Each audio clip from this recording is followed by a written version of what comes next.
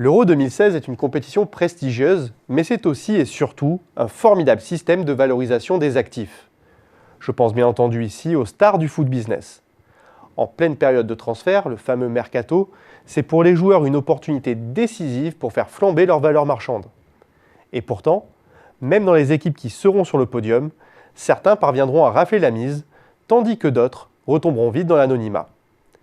Et ne croyez pas que ce n'est qu'une question de performance individuelle.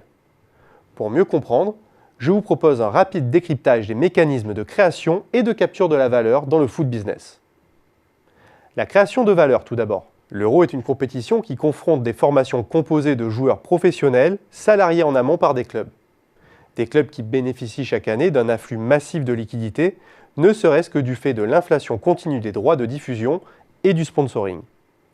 En vérité, il y a une véritable bulle financière du football qui n'est pas sans lien avec celle qui alimente le prix du marché des actifs. C'est cette bulle qui alimente par l'intermédiaire des clubs le marché des transferts et la rémunération des joueurs. Enfin, de certains joueurs pour être plus précis. Le palmarès des 30 transferts les plus importants de l'histoire est à ce titre édifiant. Jamais encore on n'avait vu pareille concentration de transferts engageant de tels montants.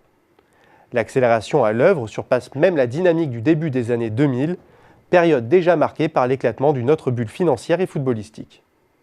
En l'absence de crash, il y a ainsi fort à parier que les transferts records de Cristiano Ronaldo ou de Gareth Bale seront battus à l'issue de l'Euro.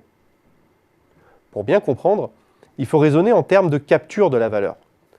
L'analyse du top 10 des joueurs de foot les mieux payés de la planète appelle en effet 3 constats. 1. Les joueurs les mieux rémunérés sont souvent ceux qui ont coûté le plus cher à acquérir. 2. Ces joueurs jouent dans des clubs les plus riches ou les plus influents. 3. Si on compare les rémunérations de ce top 10 aux revenus moyens perçus par les joueurs professionnels de Ligue 1 et de Ligue 2, respectivement 540 000 et 200 000 euros, on ne peut que constater une énorme disparité entre les stars du football et le commun des joueurs. Didier de Mazières explique ce phénomène d'accaparation des richesses par une minorité de joueurs par un jeu de concurrence inversé. Pour faire simple, au sommet de l'iceberg se trouvent quelques stars et quelques clubs puissants. La capacité d'accueil de ces clubs est globalement supérieure au nombre de stars. C'est ce que les économistes appellent un oligopsone. Et dans cette situation, ce sont les joueurs de foot et leurs agents qui sont en mesure de dicter leurs conditions salariales et le montant des primes de transfert. Et bien sûr, les sponsors et les médias se les arrachent. Mais comme chacun le sait, 90% de la masse de l'iceberg est plongée en dessous de sa ligne de flottaison. Et c'est bien là que l'on retrouve une très grande masse de joueurs. Des footballeurs professionnels relativement anonymes et substituables, engagés dans une concurrence féroce pour dégoter un contrat, alors même que le nombre de clubs professionnels est limité. Vous l'aurez compris, le rapport de force est ici inversé. Il est en faveur des clubs et non plus des joueurs. Et pour la plupart, il faut composer avec des contrats précaires, 17 mois en moyenne, des carrières erratiques et courtes, parfois des périodes prolongées de chômage et des reconversions souvent dramatiques.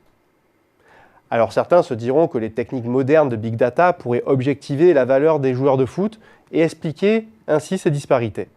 Eh bien non, un joueur de foot bankable, ce n'est pas qu'une modélisation de statistiques flatteuses.